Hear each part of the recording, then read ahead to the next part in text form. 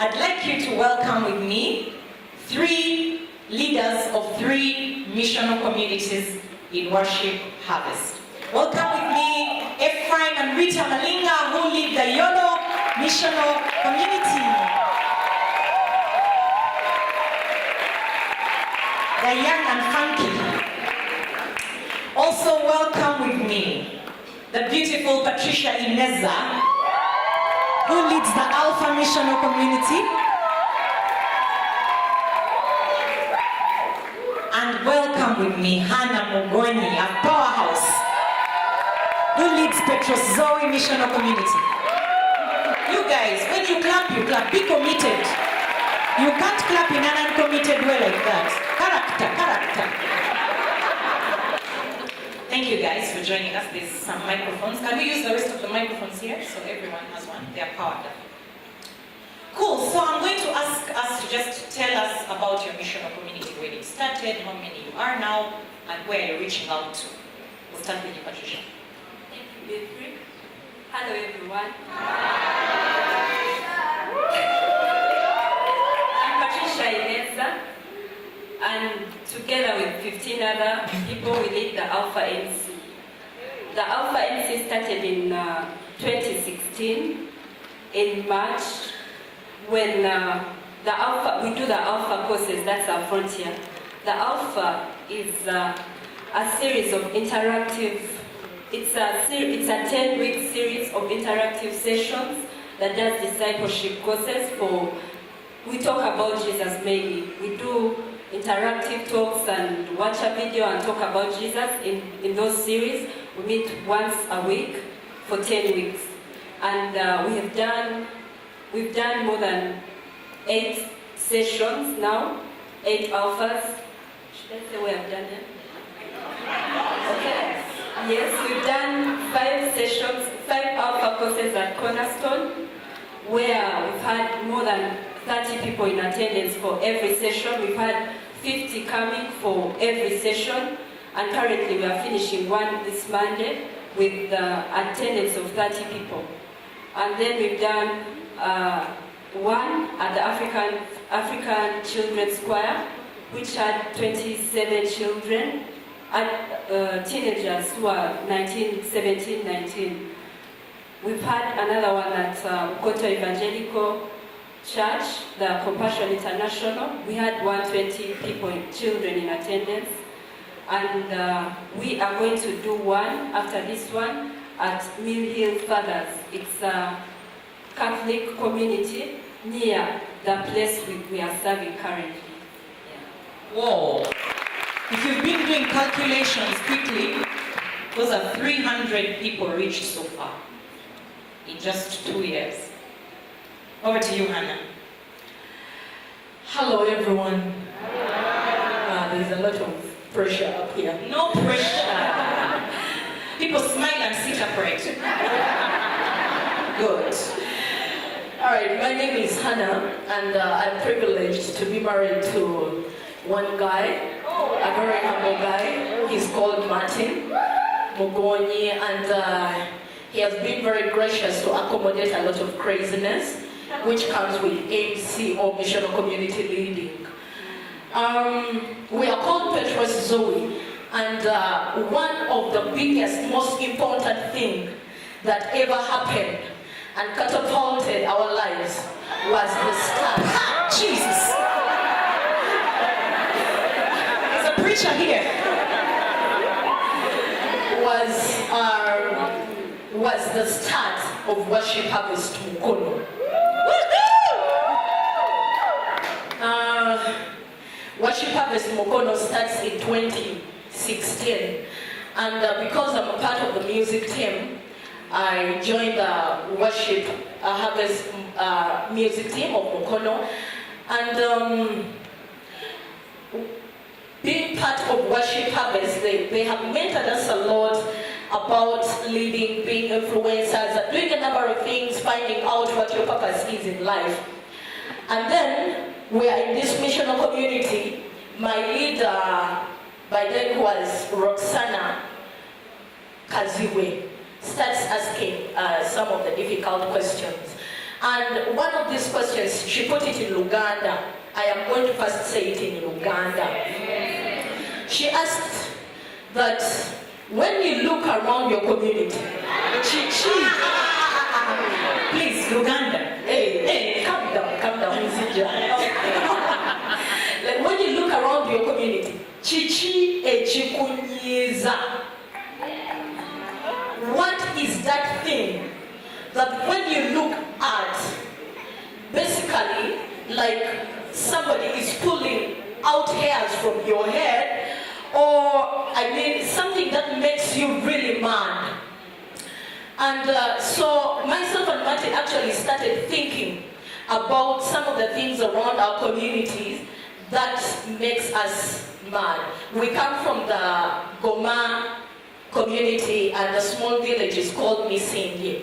And we looked around, and one of the things that always made us very mad and very uncomfortable was the way the youth would move around without a sense of direction, without a sense of leadership, and without jobs, and thinking that, they are so vulnerable, so they are just there in life. And they would do a lot of crazy things because there is no sense of direction whatsoever.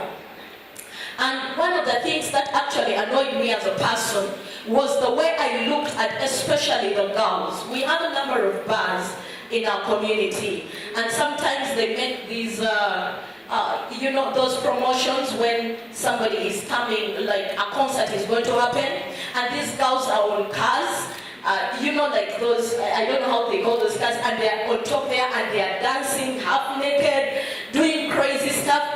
And I would look at a girl, and they say that that girl does not know her identity. Yeah. But somebody has to be able to assure them of exactly who they are. But we were in our community, comfortable in our house, doing nothing about it.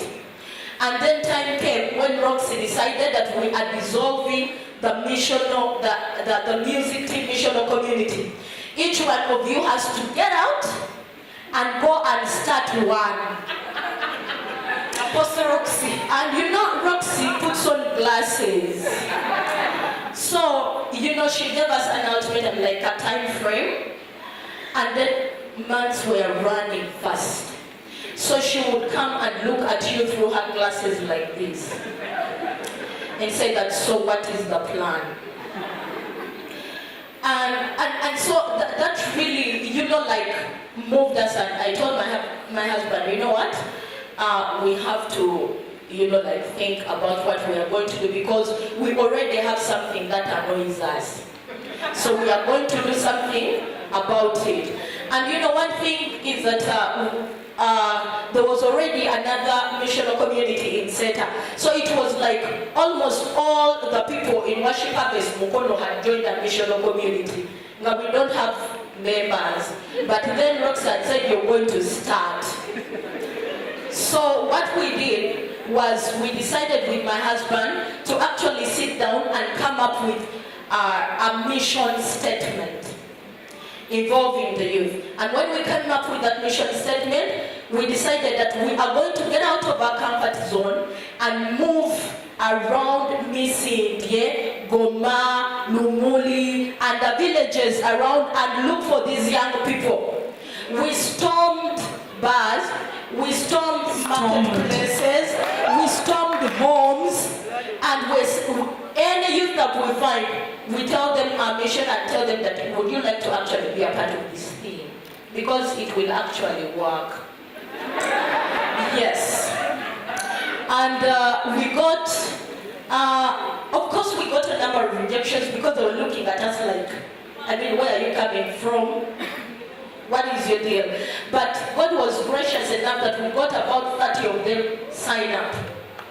And when the 30 signed up, our first meeting, we had at least 16 of them turn up. So we decided to open our home, to eat with them, do life with them, and even draw up a work plan, I think, which I will answer in a coming question. Yes.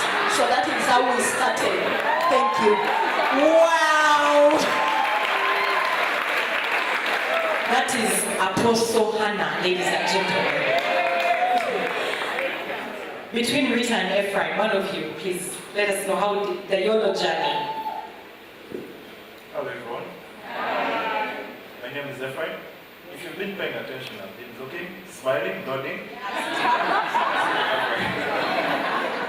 Yeah. So YOLO started in 2014. YOLO, who can guess? You only live once, but we add something extra, so make it count. So the best place we could do that and share that inspiring message was with children in Kololo SS, full of young, vibrant people who needed to know that they could make the best out of the life that they have right now. If they could know that, if they could learn how to make the right decisions about finances, about the spiritual life, about relationships, even their education, about career. I remember the first time we went there, we had so many people. I remember Jeremy and B3 actually were the first people to lead YOLO at the time. They had so many slides with so many people. It was really very, very interesting to see kids identify with people like Lionel Messi. There were very many people. We talked about influencing people, and it was nice. We had, I don't know, over 200 students turn up that day, that single day. We shared a meal, and I think we got hooked from that day. So each year we've been working with on average 100 students for the past 4 years. So it's interesting, and every time they come around, they tell us how they are encouraged to see people who have decided to leave or devote their lives to Christ. They didn't think that there was anything worthwhile at the end of the day, but then they are super encouraged. I remember recently we decided to fundraise to help girls with sanitary pads, reusable sanitary pads, because at that time Jerry and I had the story, I think also with Grace, and a number of the 22 people who formed YOLO, were really disturbed that a girl could miss school just because she's going through her period. That was really sad. And you know, a mother who really couldn't stand this, Jerry, Rita, and every other person there were moved to do something about this, and we donated about 100 reusable pads. Was it during the scripture reader handover? Some of them came and they said, hey, thank you. We've been attending class. We have not had any problems. You guys really helped us. It's nice. Can we talk to you going through this? And they reach out. It's interesting. You see someone who may have just decided to start making the right decisions that day, and you can tell that they're going to have a better life. Wow. Thank you, everyone. So I'm going to ask all of us to quickly tell us about the impact. You've had a few stories already, just impact, sort of giving us a good idea, a story of transformation, because that's what influence is really about. You know, Alan earlier talked about how influence is just you change the direction of someone's life by actions, by maybe just like speaking up today or something, and that's what missional communities really are doing out there. So just to hear some stories of transformation that have happened in your missional communities. Where should I start? Who wants to go? Who wants to go? Who wants to go? Rita, let's go.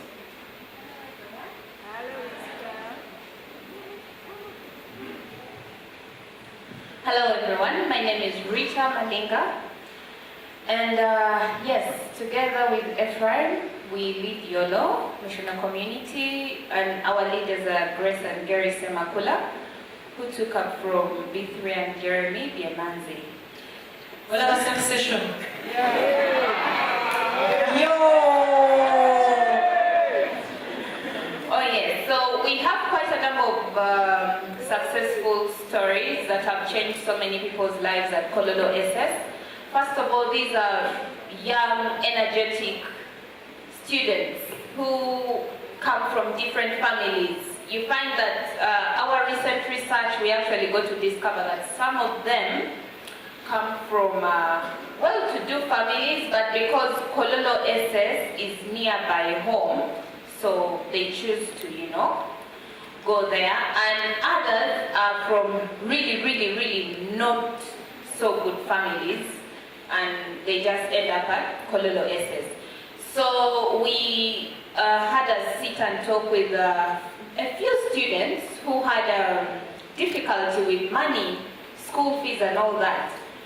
So they asked us, so what is the way forward? Because we don't want to keep coming to you people and asking you, this and this can't go to school, we can't continue, we can't do exams. So what we decided to do, we talked to them about a small saving, like you can set up a small saving and we can give you something to start from there. So we gave them about 100,000. And they, shillings. Yes, 100,000 Ugandan shillings. And each of them said, because we gave them on how to do it, so the whole thing was up to them, but they promised to be giving us accountability. So every end of the week, each of them had to put about 2,000. It was a group of 30 students. And at that time, I think that was last year, one of the senior 6 students didn't have money to pay up for their school fees, so they can do their exams, their final exams. And they used that money, because they only needed 300,000 to pay up for school fees. Yeah. Wow. And the fund has continued on and on, so we also keep adding a little, so they keep borrowing and taking. Yes, and then we also have the sanitary towels. We had a story from one of the Director of Studies. Yes.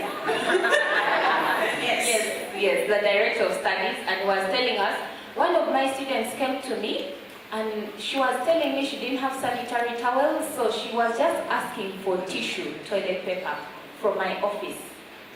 And we all looked, me and Jerry, and were like, we are mothers and we are daughters to people. We can't let this happen. There and then we went back, we informed our team, our other 22 members about it, and we fundraised for the sanitary towels. We went to AfriPads, we talked to them, because they needed about 1.5, but we had fundraised up to 800,000. So they said, it's okay, you bring the 800, we'll give you the 100 sanitary towels at no cost. You just take and you supply. So we did that, we took the sanitary towels, and the girls were back to school. We showed them how to use them, how to be hygienic, how to go about it. So recently, about 3 of them called me and they're like, oh, we just called to say thank you so much. We are still using the sanitary towels. We are so happy, and it's just good that you can actually do something small to make a very big difference in someone's life.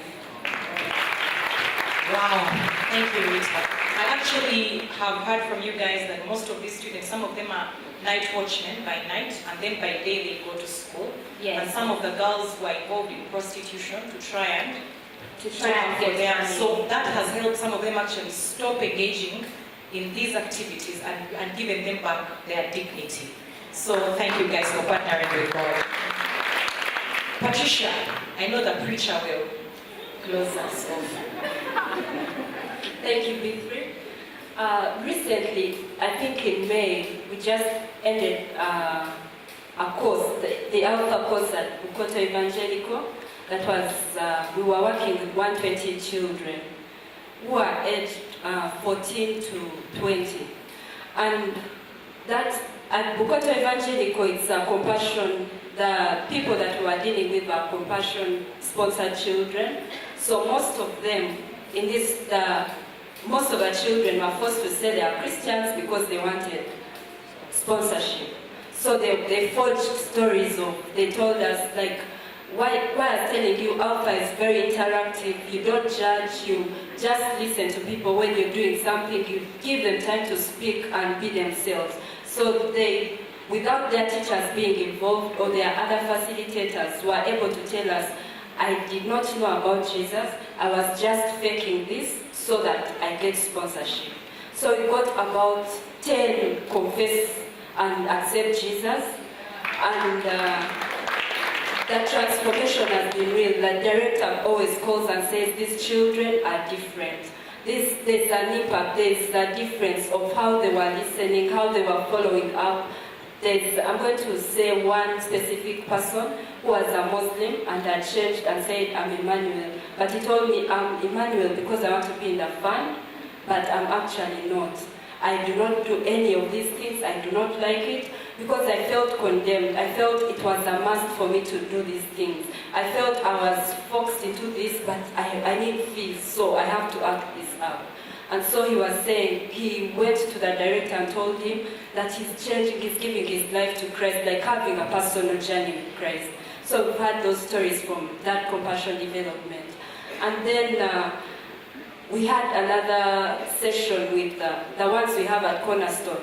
When we say invite people for Alpha, it's real. You may know about Jesus, but there's someone there who doesn't know about Jesus, who is still questioning, who still has many things to ask, who still doubts many things. So one person from the locations, they said at Katikati we went to, I pray with Worship Harvest Jazzville, Golobi.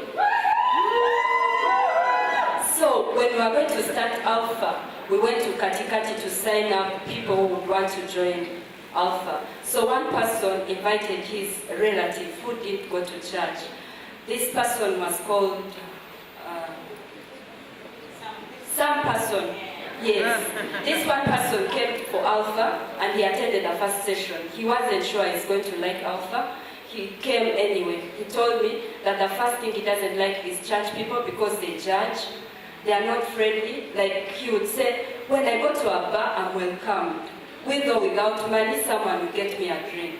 But when I'm in church, I'm judged, I'm condemned. They'll tell me about what I haven't done. There are many to do things. So that was his real thing about church. And he had just gone to church in 2004. And this is 2016 when we are having this. So he just went there. He didn't go there to pray. He just passed there because there was a service of someone who had passed on. So he was in the church premises, not in church. And so I said, if Alpha is going to be like this, if church is like this, then I'm going to start coming to church. So he came the first day he was there. He was not really for God or saying, he said, God, this God is very tight, he's very strict, he's everything. Everything bad was said. But in the second session, he started liking it. He said, Faith, this is easier, this is more likable. He started enjoying the journey. And now he has a person, he said now praying is easier. Like he can pray because he knows, keep it simple, keep it real. Like he knows those principles. So he knows that at any time he can pray. And so he reads his word, the Bible as well. He's used to say that the pastor is the one to read the Bible for us. Like the pastor will come with a verse and then we shall follow on that. But from this day, he reads the Bible, he shares. When we have other alphas with many people, we invite him and he shares his story and facilitates. Wow. Thank you, Patricia. And lastly, Hannah, tell us a story of transformation. Our mission as Petrus Zoe is to instill a sense of responsibility and self-worth among the youth and also economically empower them with different hands-on skills. So when we were recruiting these youth, most of them, we found them like on their own saying that the government has not been able to help them in any way. So because of that, they don't have jobs, they don't have food sometimes, they don't have where to turn to. So one of the things I told them was that how will the government or anybody be able to come out and help you or trust you with any project when you are actually in your house and you have nothing to show? So I told them, come and join us. We are going to do something that is going to help you show the government and the people around that you are actually responsible and you can be trusted in something. And that one thing is involving them in community work. I told them, you are going to do community work without pay. And as you do that, trust me, they will see and know that yes, you deserve help, you deserve to be trusted with anything, let it be a job. And in the end, you will be able to take care of yourself as you take care of your community. So, yeah, they were gracious enough to allow and come in. And so we did a lot, we do a lot of community work on a monthly basis. The first work we did was clean up our community well. We had 2 wells and they had gotten, one of them was abandoned by the community because the government helped to put up this well, but then there was no one to take responsibility and clean up the well. So it became muddy, it became clogged, it was so bushy. And I told the youth that this here is where we are going to start. Yes. And so these youths actually came faithfully. The only thing we did was we made sure that after the work, we had a meal. There was lunch, at least tea. Yes. So we started doing this community work, and we cleaned up trading centers, picking up rubbish, a lot of garbage, and then we were also cleaning up like healthy centers. We started organizing medical camps. By the way, like we don't really have a budget for these things, but networking, somebody was talking about networking. So yes, we get out and find the money and the resources to do what we think we can do. And along the way, I'm so pleased to inform you that yes, we got people to see these youth. We started getting offers from universities, from higher institutions of learning to actually give scholarships to some of our youth. Yes. And we have some of them right now, about 2 of them who are doing bachelors. And you know, recently I was wowed. You know, we got a higher institution of learning. It's called Markland. It's a business institute and also a vocational institute. We were actually somewhere out doing our work as usual. And the guy is saying, hey, you mean me, youth can do these things without pay? So they actually decided to offer us 20 spaces, like bursaries, full bursaries for these young people. And then I told them that, I'm experiencing you know? Yes. And also through it, we have seen, transformation in these young men. We had a young man who was vulgar, my dear. He would abuse. No sample, please. No sample. Yes, and it was easy for him. It was really, really easy for him. But this thing of sharing your life and opening up your home to people works. Because when he kept on being around us, we kept on reminding him that, you know what, this character thing they talk about, if you do not change in this field here, you're not going to be able to do what? To live anywhere else. All the opportunities that are going to come your way are going to fly out. So please, find a way. And then he accepted, and we kept on praying with him. And right now, I am proud to say that Kibla, he's now the one in charge of discipline. Yes. So I thank God for that. And then lastly, when we used to get out to clean up our community, at first the people in our community would literally step on us. Somebody would even come with a piece of trash and throw it there and tell you that, come and even pick up this one. So we went back and said, hey, what we are doing right now is not going to bring cleanness. in this community, because they will keep on expecting us to do what? To come back. We found that now these people are the ones who make this community dirty. So we have to find a way of engaging them in the cleaning. So that is where the leadership came in. We went up to municipal council level. We went also to the local council leaders, and we told them we need your mandate to be able to involve these people in the cleaning. And then they gave us a go-ahead. So now what we do when we're going to clean a certain Saturday, we tell them that you are going to put a halt to your business. A little halt, like for just a few minutes, and you help us to clean up your area. There is an area that we found which was very, very dirty. And these people were cooking food, chapatis and the like. And then, when you have those old furniture, and under there is water, there is mud, and people are gladly eating the food, the boda guys or what.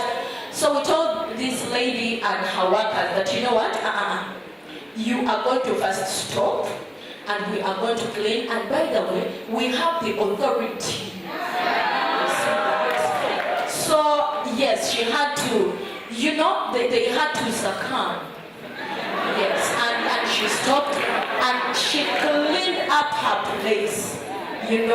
She cleaned up her place, and when she started cleaning up her place, all the lockups that were around her, the people who were doing chapatis, even the shops along there, people stopped their work and started cleaning up their places before we would get to them. And now, and afterwards we selected this lady and we told her that you're going to be the LC in charge of cleanliness in this area. And let me tell you, we told her that by all that when I pass here, I better find this place clean. And now I am glad to say that when we go in some of these communities to clean, we find them at least clean, and then they easily come along and we clean with them, and I thank God for that.